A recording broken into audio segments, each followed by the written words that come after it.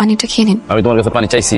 আপনি কি কোনো কারণে আমার উপর রাগান্বিত? দয়া কইরা কানের কাছে আর ঘ্যান ঘ্যান করুন। আপনি আমার স্বামী, স্বামীর পায়ের নিচে স্ত্রীর বেহেস। এখন আপনি যদি আমার উপর রাগান্বিত হয়ে থাকেন তাহলে তো আমার পুরো জীবনটাই বৃথা হয়ে যাবে। কিন্তু বুঝতে পারতেছো না, আমার তো একটা সমাজ আছে, আমার তো সমাজে চলতে হয়। আমার আত্মীয় স্বজন আছে, বন্ধু বান্ধব আছে, তারা তো আসবে তোমার দেখতে, তোমার সাথে আড্ডা দিতে চাইবে। এটা দোষের কি? দেখুন, দুনিয়ার রং তামাশা আর আখিরাত এক না। আল্লাহ তাআলা বলেছেন পুরুষ হচ্ছে নারীদের রক্ষক, কারণ আল্লাহ তাআলা তাদের একের ওপর অপরকে শ্রেষ্ঠত্ব দান করেছেন।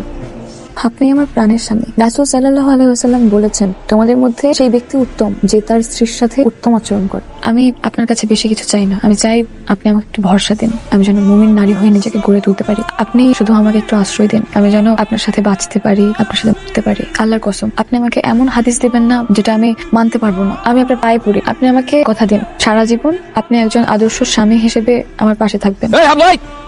গায়ে এরকম হাওয়া লাগায় ঘুরে বেড়াইতেছ, কদিন পরে তো বেলুনের মতো ঠাস করে ফুটে যাবি। এই মাসে টাকা কই আমার ইন্টারেস্ট কোথায়? ইন্টারেস্ট কিসের ভাই? ইন্টারেস্ট মানে বুঝছ না? টাকা যে নিছ, টাকা প্রত্যেক মাসে কিস্তি দেওয়া হয়। লাগে সুইটা শুনলাম আপনি নাকি বিয়া করছেন, এই জন্য দিই নাই আর কি। বিয়া করছি থেকে তো সব রাখে টাকা দিই, বিয়ার সময় খরচ বেশি। আগামী মাসেরটা সহ 2 মাসের মিলে কিস্তি দিয়ে দেবো। টাকাটা কি তোর বাপে যখন খুশি তখন দিবি তুই? আর এই 2 মাসে টাকাটা যে বাচ্চা দিব সেই টাকাটা কে দিব? আমার মাকে নিয়ে একটা হসপিটালে ভর্তি হতে হয়েছিল, এই জন্য দিতে পারি না। বাহ, খুব সুন্দর একটা গল্প। তোমার মা বেঁচে আছে গেছে সেটা আমার দেখার বিষয়। নাউজুবিল্লাহ। আসলে ভাই গত সপ্তাহে আমার আম্মা মারা গেছে, তাই দিতে পারি নাই। সুন্দর একটা নাটক বানাইছো। এরকম নাটক আমরা স্কুলে ছোটবেলা অনেক করছি, বুঝছো? শোন, কালকে সূর্য ওঠার আগে আমার বাড়িতে এসে টাকাটা দিয়েছে। নাইলে আমাকে বাজারে খাম্বা আছে না, একটা বড় খাম্বা মোটা, এটার সাথে তোর আমি পান। আল্লাহ ওরে হেদায়েত দান করো।